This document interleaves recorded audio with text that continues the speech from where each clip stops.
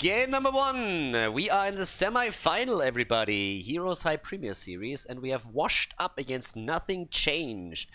Now, there's a few things that changed, and if you're actually watching Heroes of the Storm diligently on Khaldor TV, then you've actually seen quite a lot of these things already. First of all, Mopsio left Nothing Changed and is now playing with his own team, Pork9, which we've seen in the previous match against Washed Up.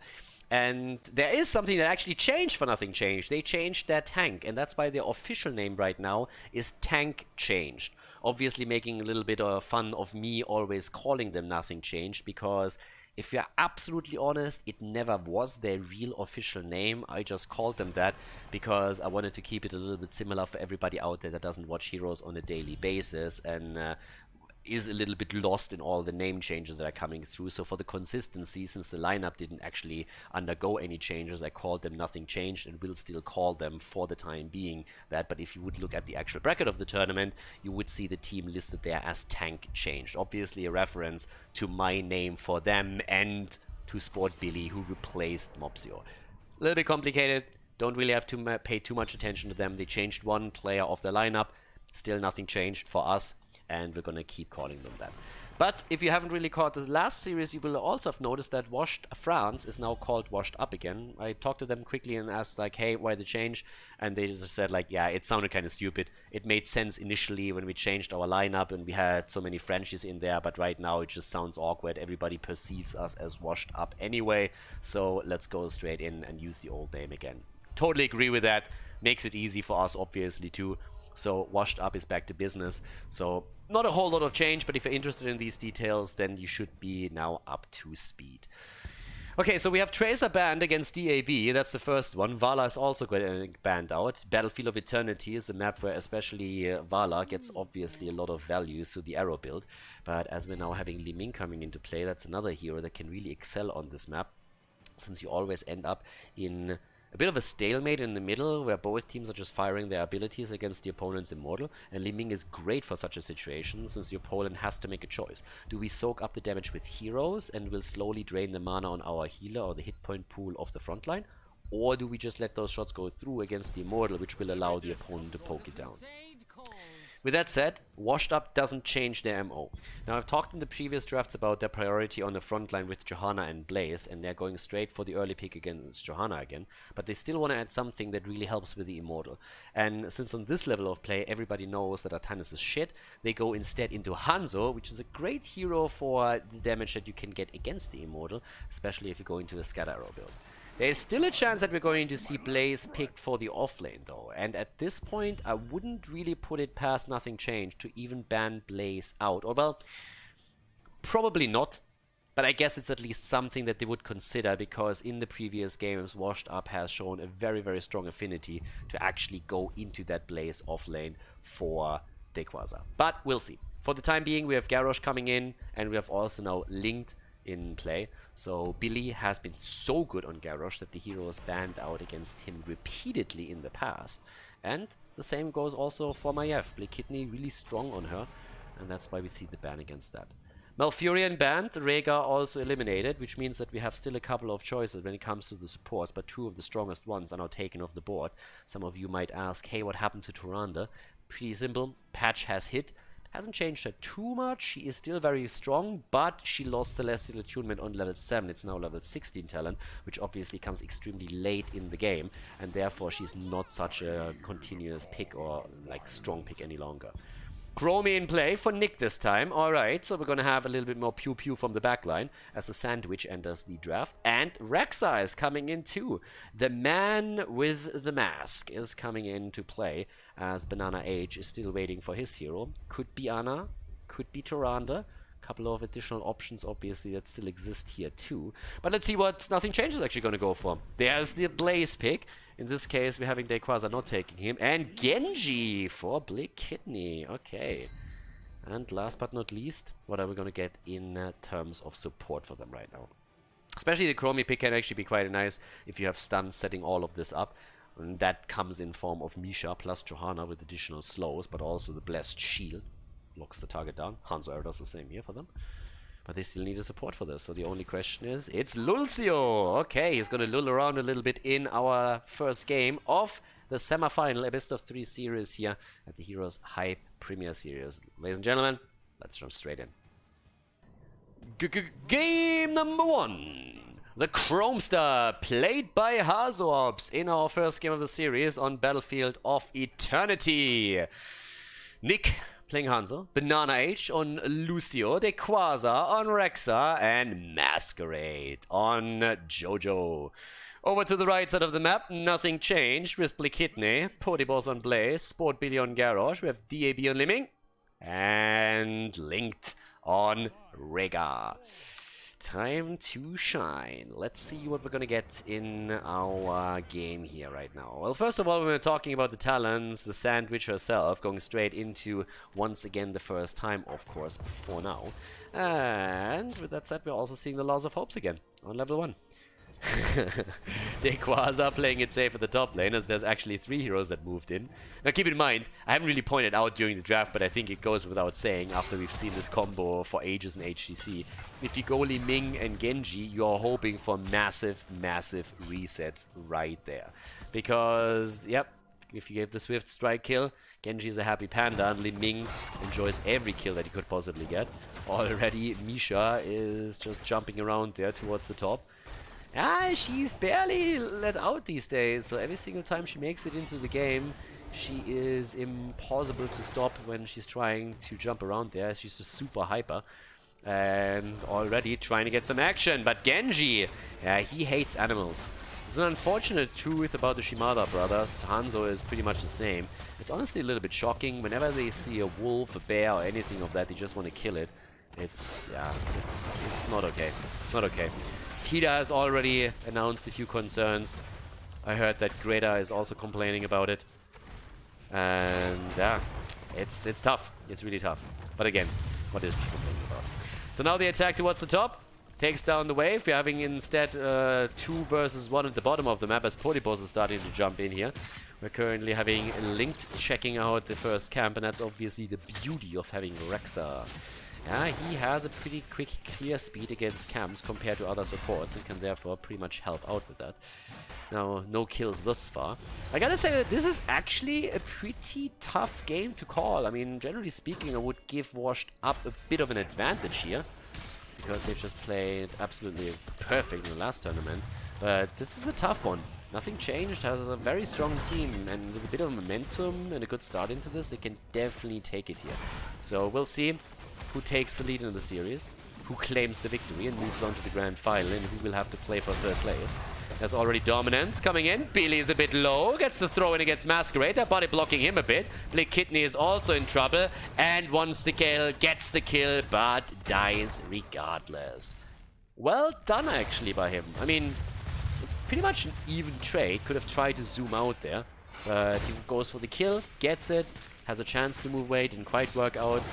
So far, so good. Kill for kill, level 4 versus level 4. We're being also Hunter-Gatherer now taken on Rexa's side. Dequaza's playing this super safe up at the top. Not risking anything here, and I mean, why would he? He had so many people trying to gank up on him that it makes total sense that he's trying to play this a little bit closer to home. Level 7 now ready for Chromie. Also the Indomitable. And Genji rushing around again as Hazu is trying to connect a few more hits. And he's only sitting at 4 stacks currently on his level 1, so that's a bit of a problem for him. Once again, the setup, as we're already seeing the Immortals on the map. Scatter Arrow build, by the way, for Hanzo. Shimada against Shimada, the brother battle in Heroes of the Storm. Nick against Blikitne. Let's see who's going to be the better assassin here today. For the time being, it's actually looking pretty... Actually, it's pretty close again. It was a bit of a lead that we had initially for the red team, but that has already been turned around. And now we're seeing Hanzo on the case, and he is very quickly showing his prowess against the objective on this map. There's a bit more damage coming in. Nice setup. Oh my god, Lulcio. That was nearly his last lull, but Link is not able to take him down, and instead we have Li Ming falling. Li Ming eliminated. It's nearly a halftime show here, and they get the kill against Blikitne, don't they? Protected, by the way, but not for long, and he is down. They try to turn it against Masquerade, and they might be able to get the kill. And indeed they do. So at least a counter kill for them. Nicely done. But the halftime show still goes to the blue team. Close, though. Really close. And they're already defending again. Billy is already sitting at the side, trying to make a play here again. Stun circles come out. Billy needs to be careful. Banana H is coming in from behind here. Nick is low, jumps away, and they might get the kill at least against the bear. Yep. Misha down again. And Genji? He's Genjiing around on the right side. They're trying to burst this down now. Garrosh is the only one that is attempting to delay any attack that could possibly come here. But this is a nice setup, actually, for the red team. They might lose Garrosh, and it seems like they do. But they are going to win the Immortal, aren't they? No, they are not. 1,000 HP left as we have washed up with a win. And boom! Simple geometry. Hazor's definitely paying attention in German math class. Actually, not true. It was Nick that paid attention there. Hazorb so far is not really figuring out all the angles yet. He's only on 14 stacks for Chromie. But yeah, Nick went full nerd mode apparently. And he figured it out nicely. Gets the kill against Li Ming. And that's now the setup where they can try and go for the top fort. And it looks good for them right now. Also the level 10 is in. And there it is. Kaboom! Link gets actually thrown out by Billy. Oh, Billy! With the throws, quite literally. First saving his ally and then putting Masquerade in an awkward spot. And there's the kill as we have Genji zipping in. And Genji once more. Banana H, on the other hand, is maybe a little bit too deep for all of this here, but doesn't get stunned out. The Immortal is still alive, by the way, and will go through half of that fort. They go for Misha again. They really like meat, apparently. Yeah, there's no butcher in the game, but they like that bear meat. That, on the other hand, is just a typical Genji. I mean, Blake Kidney is pressing buttons wherever he can now, and he is just going for it. Balls to the wall, baby. I mean, he's going deep. That's pretty much China style what we're seeing there. Why go backwards if you can go forward? That's currently the motto that we're seeing for Genji. And I mean, again, he's getting kills. Yeah, he gets wrecked in the process too, but he gets kills, he gets damage, he executes pressure. So it's not a total loss or anything. He's definitely keeping those backlines off, washed up on their toes. That's definitely true. Calamity, taken on level 7. Good build again with the dominance here too. No pleberoni or build or anything like that. Here comes the kill again. Misha is getting a little bit bullied this game. Misha is getting very heavily bullied. It's sad. It's actually sad. But the bear is getting wrecked whenever it appears. Level 10 abilities for both of them. Closing in. Very soon, actually. Rega obviously now also with the Ancestral, which is going to help here. DAB with one combo after another. And our bad boy on Li Ming is currently sitting on 12,000 damage. But look at Genji, yeah, he's doing well with this. What are we going to get as his ult? So far, no choices made on their side. Instead, we're having the Hanzo Arrow. We're having the Sound Barrier. Duh. I mean, nobody takes the low 5 on Lucio, unless they want to meme hard. In addition to that, we're seeing the Blessed Shield and the Unleash the Boars. But there we go. X-Strike or Blade? It's the X-Strike. X marks the spot. We're going to try and get those kills in later on. But it's Immortal time again. It's time for the big one.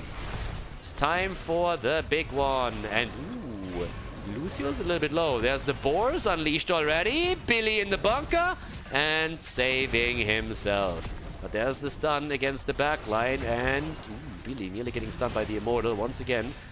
Getting saved here for just another second, but the red team is taking quite the beating. Nothing changes a problem, and they need to solve it quickly. Blake Kidney with the X-Strike. They're trying to turn it around here. The kill against Garrosh, against Genji. Nick is able to survive as they just barely take down the Rabid Dog. The Wolf eliminated as Rega drops, and that's now open hunting season straight in for Immortal number 2. 9 kills against 4 gives them a lead, and the bot lane has been attacked too. The timeout for Chromie. Honestly, every single time I see the timeout, I just want her to get a schoolgirl outfit. Not because that's anything kinky. I mean, guys, please, please. Seriously, you have a dirty mind. Just because I want to see her getting timed out all the time. Timeout is a talent that she should take that other people can activate for her. That would be funny. Every single time in Chromie pisses you off too much, you can play mean teacher and you can just time her out. That's something that we should basically do.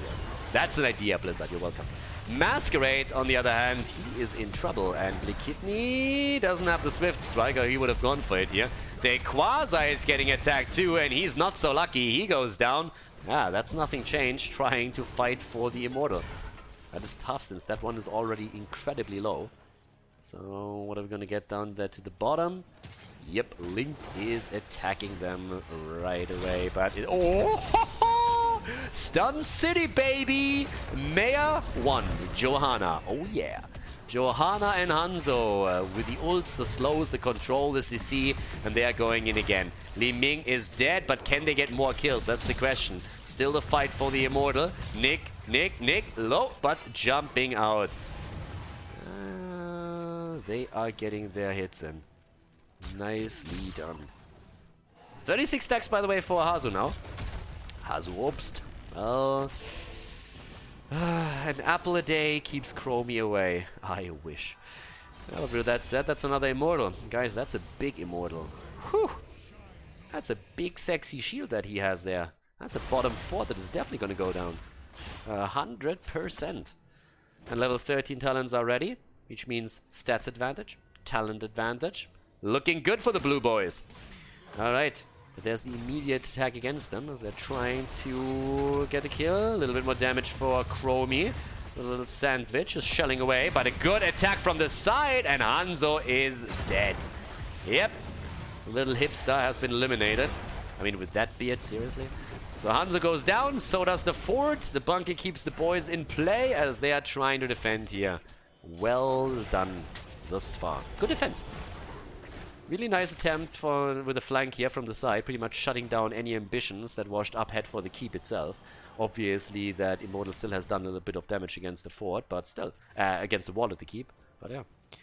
So, right now, stacks completed. 15, by the way, for the Hunter-Gatherer, so that is also going to increase the value that Misha and Rexa are going to add once that's done. Level 13 talent, any moment now. 29,000 damage for Genji. And Hanzo is at 34,000 for the opponent's team. Li Ming, 26k. And Li Ming going into the Illusionist on level 13. And at the same time, we're now also seeing the Earth Shield again. It's such a great talent, seriously. Level 13 for Rexa is such a game changer. It gives you the extra seconds oftentimes that you need in order to activate the Ancestral. But even outside of that, it is just good. Great talent to have. And Chromie going straight into the shifting sands again. I mean, Haza's getting some damage in, don't get me wrong. But it's Hanzo that's so far putting the main power onto the board for the blue team. It's game 1 in the semifinal. Again, this is a pretty tough series because both of the teams have a lot of former HGC pros on their lineup. And a lot of these bad boys are really strong still. So that's candidates that we can see in a grand final. That could have been maybe even another attack there. Masquerade is looking for that blessed shield. You can really tell the entire time here. But once more, we're having the Immortal announced. Misha gets bullied. Banana H moves in, boops them away with Lucio, trying to help the boys out. 17 stacks for Rexa. If he gets the 3 before this starts, that would be great. That's 1 right here, but he needs to take another wave down if they want to go for it. We have another 9 seconds left. And they actually let it slide for now. They don't go for it. They wait for the halftime show. Okay, 10 kills against 6. And there we go. Just gonna be for a little bit of burst at this point. And, well, Hanzo is obviously gonna be a huge factor for this one, but he's not the only one. It's not quite an even trade. And there is an advantage again for the blue team, as they're now starting to go for their own camp, as you can see right now. Another throw against Masquerade. He really likes this Johanna. And there's the blessed shield, maybe a little bit premature. In the meantime, the access to the Immortal has already been granted, nothing changed, and they're trying to burn it down quickly. They get a bit of a lead. Their camp is already arriving all the way up at the top 4. Nice attack, and the Ancestral is too late. Too late, and Garrosh is down, Blaze is on the run, and so is the rest of the team, and that's the end of the front line. They lose another 2, and that should be another Immortal for them. There's 2 heroes still at the bottom of the map trying to soak a bit of experience. Level 16 is going to be ready for the Immortal push. Guys, this is a disaster for nothing changed. Wash Up has a talent advantage. They're going to have an advantage in stats, and the Immortal with okay shields. Oh my god. DAB, the stagger death. They sniffed him out and took him down, and that is that. Well played by Washed Up, and let's see how much they can get out of this. I mean, we're talking keep. For sure. Can you get more? Probably not. Shield is low. Unless they get a few kills stacked on top of this, it's going to be rough. But it is a very nice setup for them right now. Great performance. He played extremely well against Pork 9. against Mopsio's new team in the previous series. But right now they're looking strong again. Ancestral this time reaching Garrosh and keeping him alive. He was in trouble. But the wall is already down. Shields on as well are gone.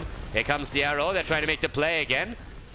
Still the sound barrier, but in comes the attack against Mopsio. Keeps himself alive with the bunker. Banana aged low and gets wrecked as Genji goes in for the kill, but the keep falls too.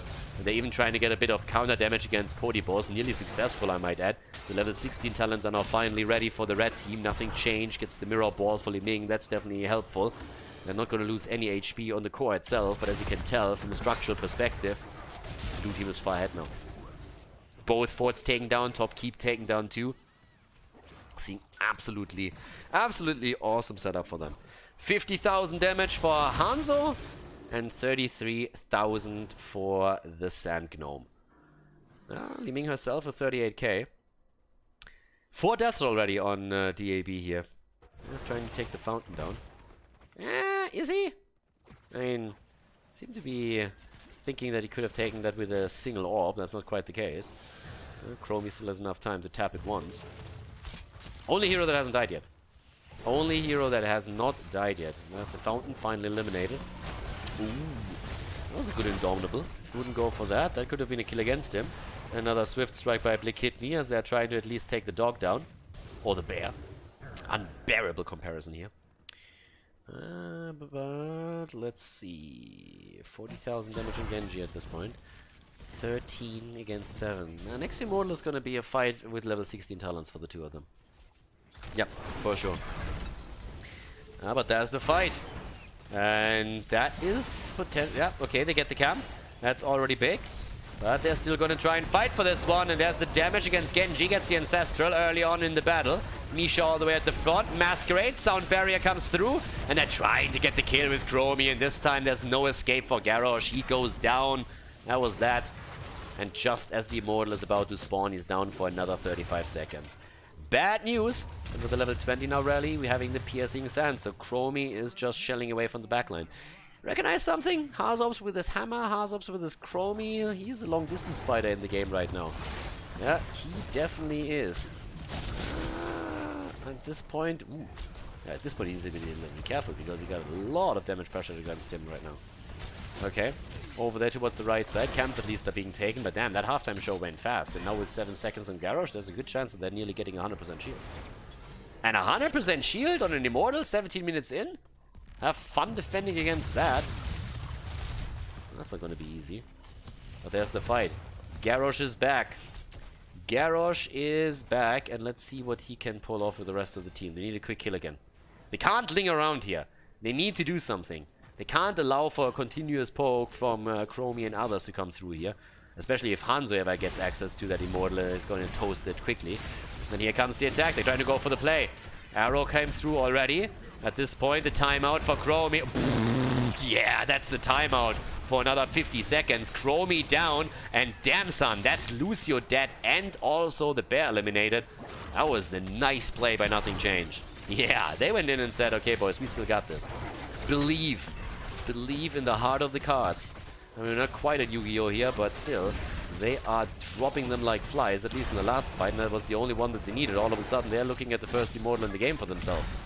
That's a strong one. Let's not forget, that top fort might eventually be eliminated. Not quite. But this Immortal is theirs. Nicely done. Honestly, this could have been the end of the game. This could have been the end of the game, but instead it might be the ticket back to business for the red team. Blakitne on the defense. They're trying to save the keep here, and they will. But they have to move down to the bottom of the map and really push this out if they want to get enough value, because right now it's a bit of a free defense for the blue team. Great scenario for them. Yeah, lanes pushed out like this thanks to the catapults. Definitely an annoying factor for Nothing Changed, but they buy themselves a little bit more time. And they should still be able to get the fort, or should they? Because, guys, they're not giving a shit about this bottom lane fort. Look at that. They're moving to the top. They're hoping to get kills here on the minimap. I mean, the bot fort is seemingly still going to fall here against the Immortal alone. But they were hoping to get a little bit more topside, and they couldn't quite make that happen. They get everything down at the bottom of the map. They got the fort at the top too. But in that ideal world, they would have liked to go for the kill against Rayquaza, which did not quite work out that way for them. Alright. Either way, level 20 is ready. And obviously the red team has to chill now. This is really chill time. This is the time. Oh, arrow. Eaten. Yep. Nicely done with the Indomitable, but the follow-up is there. Cleanse comes through. Sport Billy. Still low. Bunk on the ground. They need to get away from this. They don't want to fight. It's the blue team that wants to force the issue, and for very good reasons. They have Storm Talents right now, so of course they want to fight. But everybody moves away from it and they're surviving, and that's the only thing that really mattered. They need to buy a little bit more time for that half level to be accomplished so that they can fight on even talents again. Bottom of the map. At this point, we have DAB and Potibos already sitting there. But yeah, they got a lot of the last objective. I mean, they couldn't have gone for the keep anyways. So they got 2 forts. That's okay. That's definitely enough for them for now, as long as they are able to wait for level 20. And let's take a look at the damage output with this again. 63,000 damage on the side of Li Ming. Yeah, definitely taking numbers for the team right now. Heavily surpassing Genji, I might add. And 71,000 damage on Hanzo. Camps are getting timed again. And let's see what we're going to get with this. The problem is if this camp ever gets towards the keep might fall again, because it's never going to be alone. There's always going to be catapults at some point going to push in with this. But it's the objective time. And guys, we're now 21 minutes into the game. Immortals at this point, they hit hard. They hit hard. So whoever takes this has a real good shot at winning this game. Despite the fact that Washed Up dominated for a long period of time, if they lose this objective, they might lose the game here. Uh-oh. Ah, the dodge with the bunker. Linked dropping the Ancestral at the same time though, so that's actually 2 heroics they just used to save Blaze. Bit unfortunate for them, but still, they saved him, and that was all that mattered for now, as long as they can turn it around here. Problem is that Rega is low, shield is out on the other hand. Here come the boars as Rexa unleashes them. And Linked is on the run, Banana H! Lucy wants to be helpful, but he can't get the kill. Nearly got it though. Yeah, that Earth Shield really saved him. So they let the halftime show slide apparently. That's what it looks like at least. Instead they're going for their own camp, trying to tap at the fountain before they come back in. But this is actually getting incredibly crazy. Yeah, this is going to be the last fight. I mean, this is pretty much it. Red team has to fight. Red team has to fight. Nothing changed. They need to fight. They need to fight right now. They want to eliminate Misha first, and they just can't. Yeah, Misha doesn't go down. Here's the poke from the outside. Poke from the outside the entire time. Up towards the top. The camp is slowly coming through, but time is working in favor of Washed Up now. And they're just poking. Slowly and steadily trying to take that down. Nice attack against Masquerade. Needs to be careful. Sound barriers through. They're trying to go for the fight. Trying to block the path with the bunker again. Gets eliminated. Oh, the stuns everywhere! And Hanzo jumps away. There's the kill against Garrosh. Boom, bullseye by Chromie. Takes him down. Blikitne protected and getting dropped regardless. That could be it. That could be game. 2 kills and it is Immortal time. And guys, we're looking at pretty much 100% Immortal. 100% shields on that bad boy. That would very much end game number 1. Nothing changed. They put up a great fight here. But they would need a miracle defense in order to turn this around now. And they're gonna try. They are gonna try. They made it happen earlier. They had a great flank, got an early kill, and that worked for them. But now everybody has to collapse down towards the bottom of the map, including the Quasar. He can't sit here too long.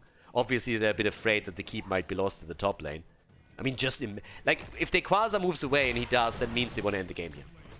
If he stays topside, it means that they are worried that the keep is all they get and they lose their keep to the top camp. But they want to end the game here, and you can't really blame them. I mean, the wall is gone, the keep is already down by several HP, and with 100% shield Immortal 23, 24 minutes into the game, you should be able to finish this.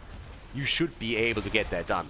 They're jumping in here, and Li Ming is looking for resets, but that Immortal is already moving straight towards the core itself. Here comes the damage, stuns everywhere, everybody low for the red team. There's the kill against Garrosh, and that's lights out. I mean, it just has to be.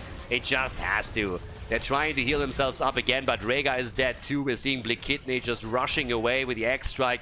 Goes for the B-Step. He knows it's over. He knows it's done. He dies, and so does the core. Washed Up is taking another win in this tournament as they take the lead in the best-of-3 series at the semi-final against Nothing Changed on Battlefield of Eternity.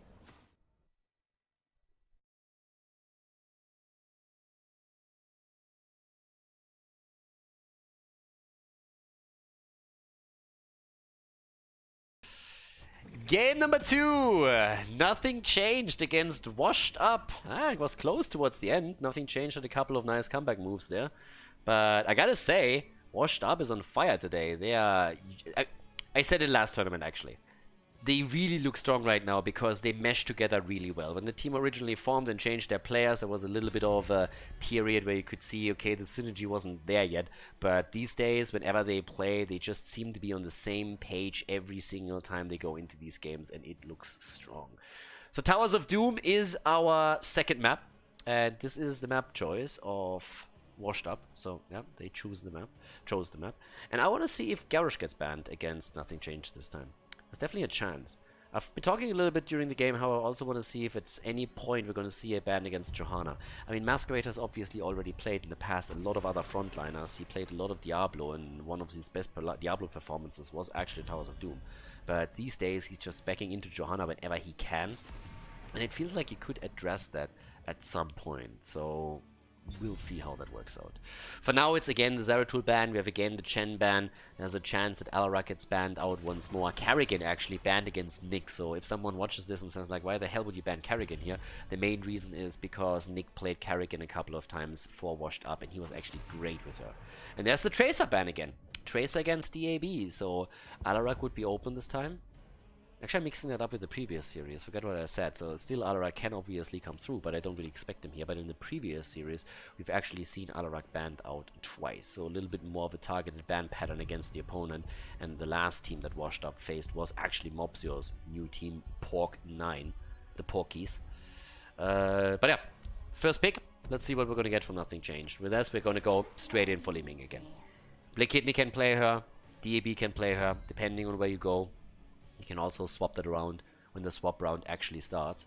But let's see. Are we going to see the Johanna pick again? I would not be surprised. Great interrupt against the channel on the altar. First of all, and then obviously the wave clear that she adds and all the setups that she can pull off. Bala for Nick. And the moment of truth. Early Johanna, yes or no? There she is. Johanna again. Centurion skin. Master skin, by the way, for Vala. Nice, still got that, even though I have to admit, the gold is a little bit tacky.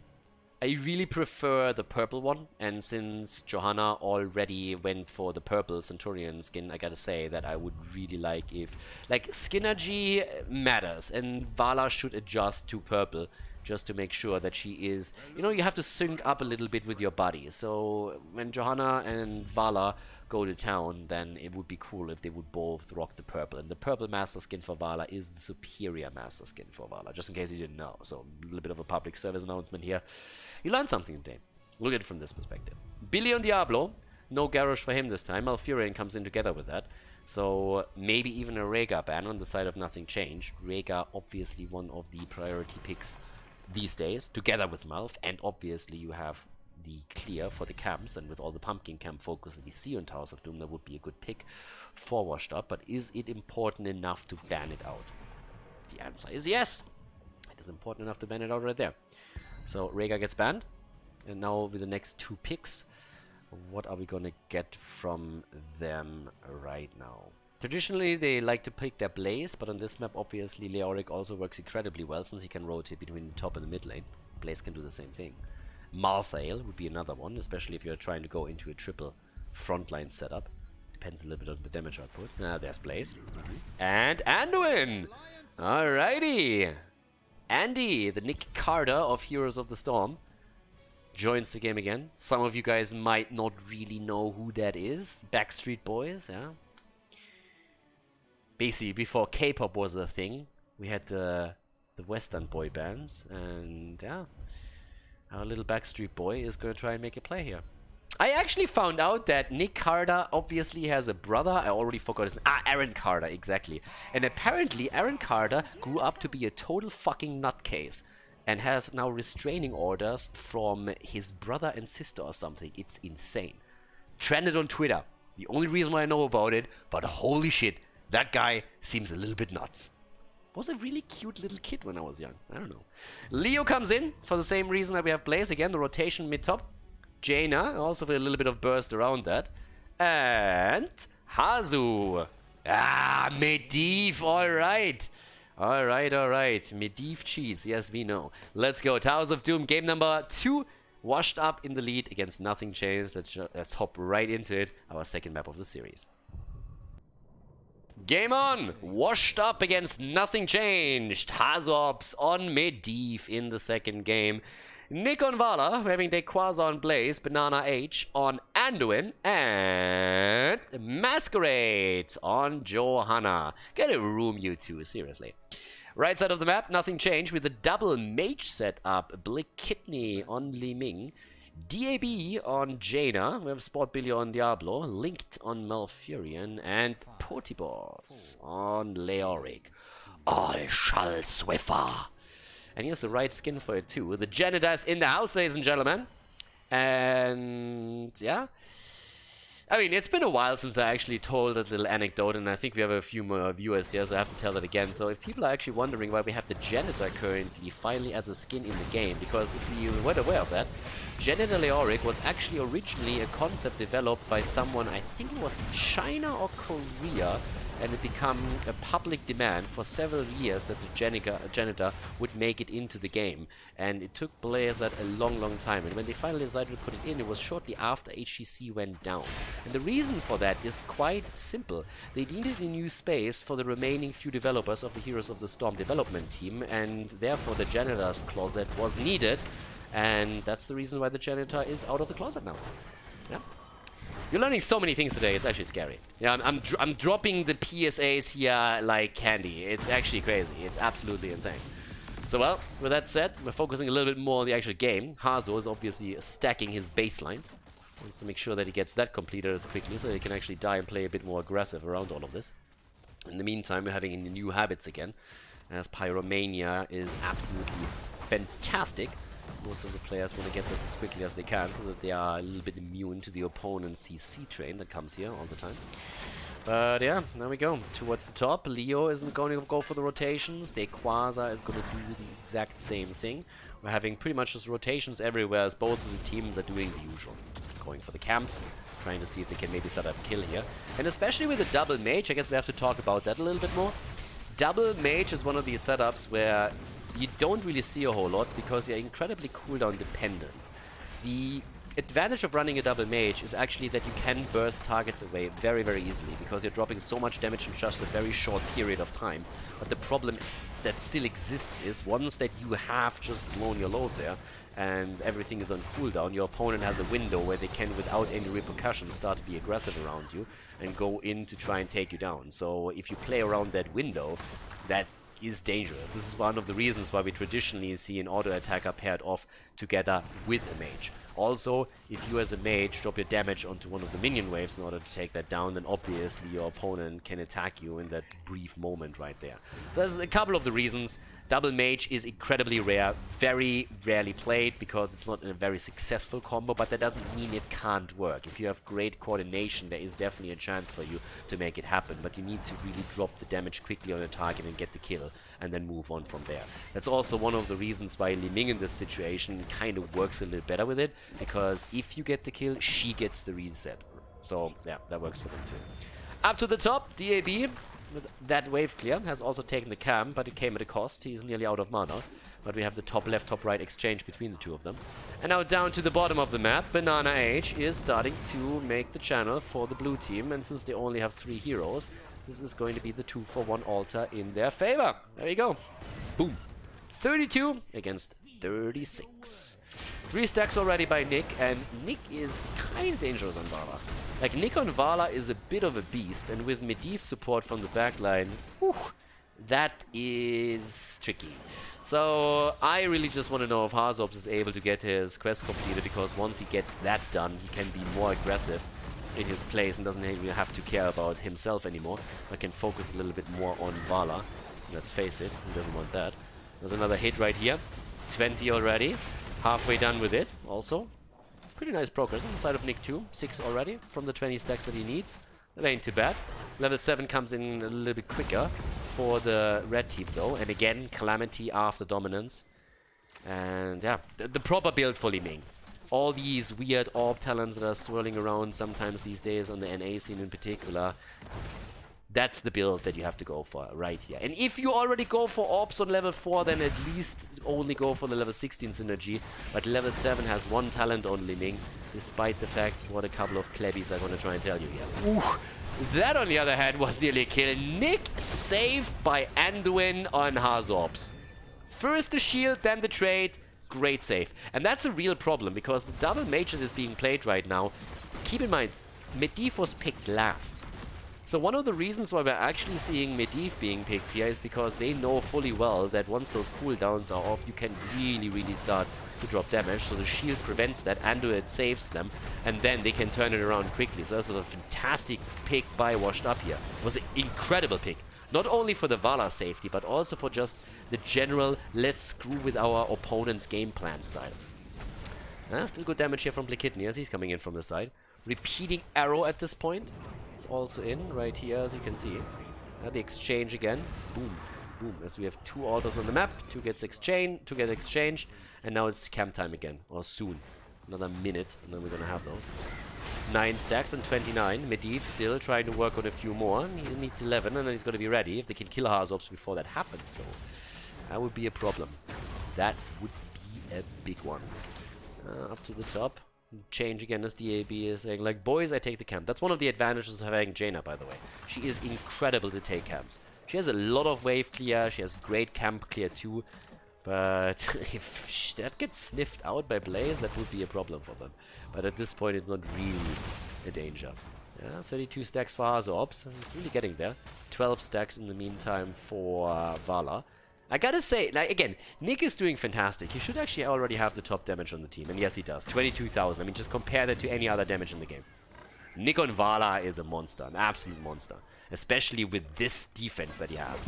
There's multiple heroes that have nothing else to do in this game but pretty much keep him alive. There comes the janitor again. All shall Swiffer. And Vala gets attacked again, gets a shield, and barely moves out. But that is it. That's exactly that. Keep the target alive, keep the hyper carry in play that he writes. The money pick is obviously an added bonus. Style points for Nick outside of the damage number that he's dropping. Adds the strafe to the mix, and by now we're also seeing the blessed shield. Anduin, ooh, actually going into the light bomb here once more. Okay. That could probably be Blaze or Johanna that'll move in with that. No talent taken yet for Malfurion, but here comes the attack once more. There's the immediate setup. Hazu isn't done yet. Hazu isn't done yet. He's on 31. And he gets away. Oh, they nearly got the kill. They nearly got the Medivh kill, and here he completes the quest. Guys, he was 1 away, and they nearly took him down. Holy hell. Hazu was sweating bullets there, I can tell you that much. I mean, his pulse jumped up to 200 or something. I mean, holy shit. That was close. That was really close. But they save him. Gets the quest completed. And there we have it again. The kill against Jaina as Nick completes the quest on Vala. Has the level 4 completed now. And they're dropping the damage and they're looking strong here. It's 20 odd points against 20 odd points right now. On the core, of course, that is. But yeah, the first kill in the game. First one. 7-8 minutes later, we get the first kill in the series. Well, in the map, on the map. Series obviously had a few more, considering that this is map number 2. But yeah, Nick is still killing it. And right now, I'm a bit curious to see what he takes on level 16, because there's obviously a couple of options. Seething Hatred is really strong if you're going into an arrow build, but considering that they're going up against Diablo and how diligently he has been weaving these auto attacks in, I would not be shocked at all to see him still go for Manticore with this. Yeah, double arrow again. Link is getting wrecked and Link goes down. Nick is low on mana, but hell, he just delivers the pain. He brings the pain over and over again, and they're dominating the spot lane right now. Another lockdown nearly against SportBD, and he suffered from all of this too. That's 2 kills against 0 now. And slowly but steadily, we're seeing Washed Up taking a lead in all of this. So, up, nicely doing that. Damage output, 38,000. Yeah, and they're going for Pody. Pody is dead. The immediate portal, by the way. They go for the attack. He starts the Wraith Walk, and Hazu says, like, hell, where is he gonna go? Obviously, he's gonna try and reach the gate, so set the portal up, and then we can just simply intercept him and take him down. That's exactly what they do. And Nick is murdering them. Absolutely murdering them. Medivh is currently second highest damage on his side of the team. Still the level 13 talents at the same time for the 2. Which leaves us right now with Nick. I mean, could go Gloom here against this, but he still goes into the Siphoning Arrow. Alright, gets a little bit more heal out of that. Gloom would have been pretty nice as well, considering that we're having 2 damage dealers through spell damage on the other side. Yeah, that attempt is not going to do too much for him. Alright, there's an arrow any second again. The attack, the shield, Pody. There's the silence. Malfurion gets the Twilight Dream through, and they're coming in with a light bomb once again. The bunker also on the ground. Nick is getting attacked from the sidelines, but not enough to really threaten him. And they're still keeping everybody alive. One setup against Diablo. Nick coming in from the side. Dibble's a little bit low, trying to make the play for Masquerade. Nick is still getting the damage out. Another portal gets immediately dropped to help him if need be. But nothing there just yet. Both of the altars still up. Both altars are still up at this point. And the attack is still ongoing. Still trying to go for the setup, trying to go for the channel, seeing if they can maybe sneak something in here. 13 versus 13 talents, 3 kills against 0 at this point in time. But with both altars up, the teams are still fighting for every single inch of this. Boss comes in again. Shield Glare interrupts him once. He's going to try again. Any moment. Might be able to get this. Where's the interrupt? No interrupt. Zoned out by Sport Billy. Nicely done. Good zone out by him. That's 4 shots against them. 24 points against 28. And of course they want more. They want the second one too. Billy is the one this time trying to go for it. Link is sitting there. Light bomb comes in. Nick gets the shield and the strafe, and that's the Eno Limbing. Strafe with a mad damage, and once more Hazuop sitting tight and keeping the backline damage dealer alive. Billy gets attacked. 1 arrow in. Repeating arrow. But thanks to the level 4 talent, Billy survives. And that's a nice setup. And boom! Immortal Diablo stun straight against the walls of the Entomb here. Well played. But the channel still went through. Yeah, Johanna got it. And that's 24 against 24. Super tight game. Both of them, even experience. Even points on the core. Only a kill difference. Nothing else. 4 kills against 1 thus far. But level 16 is going to be a big game changer. Especially for the blue team. Great talents that come online for them. And to be fair, there's also quite a few for the opposing team. Whew, that's a nice setup. But I'm not sure if they can get anything out of that. There's no real follow-up for them, but it at least keeps the team safe. But yeah, damage output 60,000 now for Vala. She has to drop a lot of damage. I mean, she's the only real damage dealer. Outside of that, it's currently, as I mentioned previously, Medivh that does the most. But here they come again. Starting to jump in. 40,000 damage on Jaina right now, 33 for Li Ming. Camps are taken from both sides. That's where Monster Hunter for Nick comes into play. Helps them to get these camps a lot quicker. Yeah, Billy can't get it. Medivh at this point, still sitting all the way at the top, just flying around, checking out what's happening. Blizzard tells you on the level 20 talent that Medivh cheats, but we knew that that fucker is cheating all along. I mean, just look at him. Once again, just going in the Raven form. I believe I can fly. Sitting there and spying on everybody. Yeah, he was always suspicious from the start.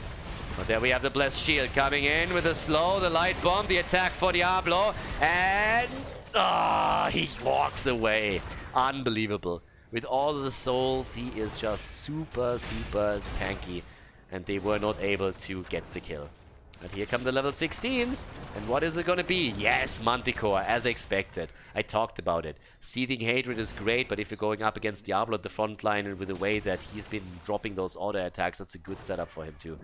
Once again, shots fired. Triple altar this time. Nobody's channeling top right, by the way. Nobody's at the top right. That could become a problem. That could become a big problem. So they're trying to make the play down here again. Oh, the attack actually this time against Billy again. Down here, Pody Boss. Let's attack now too. It's all about Vala at this point. Auto attacks, and she's dropping them. One after another. Channel comes through. Interrupt against Linked. Still the top right is up. Could be channeled if someone moves towards the top. But at this point, I think Washed Up really wants to go for all 3 if they have a chance here. They're going to look for these kills. Dominance is still an option for Diablo, though. He has one-shot potential at this point. Even with the changes, he definitely has some of that. Here comes the interrupt. Medivh needs to be careful here for the rest of the team. Once again, the attack, this time against Anduin. Bunker on the ground, but gets blown away right away. 13 is done. And here comes the damage from Vala again. Still has the strafe ready. Could go into that too. Nick in a bit of trouble. Banana H with the attempt that helped. And there it is. But they're going for Vala. And she gets saved by Banana H again. Nice Andrian play from him here. Really good plays. The channel now from Alfurion, it seems this time Washed Up is going to let it go. They're not going to make a play for that. But they could still make a play from the top right here. But traditionally that position is a little bit better for Nothing Changed, obviously. It's literally on their territory. There's another pumpkin camp at the bottom, which they could go for. But yeah, right now, 2 moving straight up to the top. And we have still 4 kills against 1. Thanks to this entire setup, we haven't really seen a whole lot of kills in this game. But now there's still 1 altar up. The problem is that this one is very close to this setup, where you could drop shots from Li Ming. And the same could happen from down here, depending on where the opponent is attempting to channel. Now we're having, in terms of damage, as we're taking another look at that, 80,000 for Vala. Vala has been murdering it. 52,000 for Jaina. I mean, the only one that hasn't died, actually, as incredible as it might sound, on the red team's side, is Diablo. And he was close multiple times, but Billy has played a great game here. But now that Vala has Manticore, it's going to be much more difficult for him. And they let this one slide. They let it go. They know that it's tricky for them to get, and they accept that they're going to fall down to 16 points against 20. Instead, they're trying to push with the camp through the bot lane. Which is a good decision here if you are attempting to take your opponent's bell tower and take bot lane control. And they're going to try and pull it off. Farflight Quiver would of course be really nice for Vala in order to get even more damage onto Diablo. But they're going to try and set that up. Camps are taken now on the left side too. Level 20, I mean, if it continues the same pace that it has gone for now, then level 20 is going to be ready for both of the teams at the same time. There's strong 20s coming up. Vala with a Farflight Quiver. Medivh can cheat a little bit. Then officially, Fortified Bunker. Here comes the setup against DB again. Light Bomb puts a bit of damage on it. Nice stun setup, but the Nature's Cure comes through. They're doing well, keeping the team alive. But Billy is low. Billy's low. Billy's in trouble, and Billy's gonna die. Billy goes down and loses the souls. Leo was a little bit too late to the party. That's the first death of Billy. And that means that right now, he is a little weak kitten since that hit point pool is just not there anymore. Pumpkins come through, 1-2 connect, and they're still pushing aggressively. Blaze rotates top though.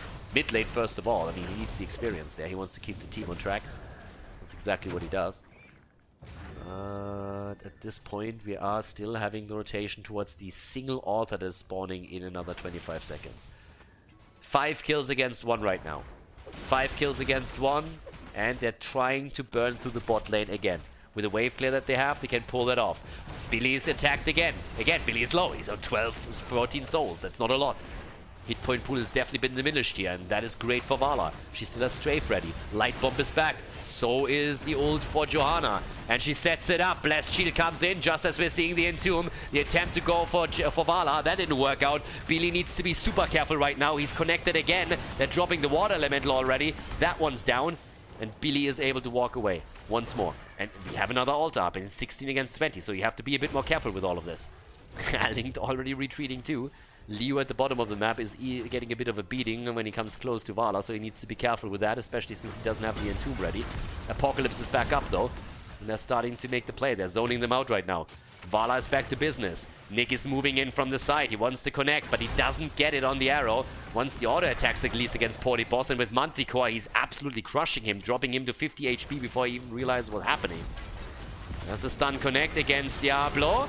Yep, in comes Johanna. Apocalypse to save his ass, but Dibbles is about to die. Dibbles is down. Dibbles is down, and there's the strafe, and that drops even more damage onto them, and it allows Banana H to go for the channel, and he's dropping 4 additional points off the core. Even again! 16 against 16. But the camp control is fantastic. Washed Up has the camp control, and these kills that they're getting are more and more beneficial to them now. Death time is increasing. More time where you have a numeric advantage that you can run, and that's exactly what they're currently doing here. So at this point, they're starting to move through the bot lane, and this is going to be the end of the bell tower, obviously. They have the bot lane control.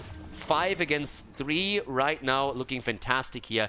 And all the way up to the top, we're currently having Blaze getting even more experience for them, and it is time for the 20s. And that should give us Farfly Quiver. Yep, there we have it. Great synergy with Manticore. Really good synergy with Manticore now for them, and that is going to help them to do a whole lot of damage. Yeah, well played.